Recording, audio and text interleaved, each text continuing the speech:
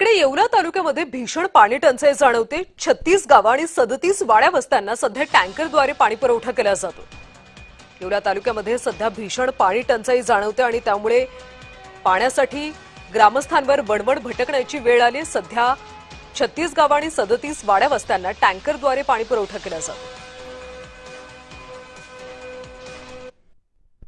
आम्हाला पाण्याचा खूप दुष्काळ आहे।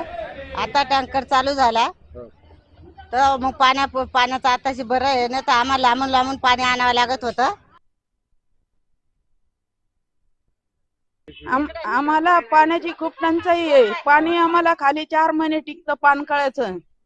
येरीला नंतर फेब्रुवारी मध्ये पाणी नाही राहत। शासनाकडे पाणी मागणी करतो आम्ही, पाणी वेळेवर येत नाही, पण आता सध्या टँकर चालू झालेला आहे।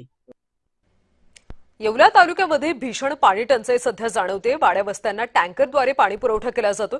तालुक्यामध्ये 36 गावं आणि 37 वाड्या तहानलेल्या।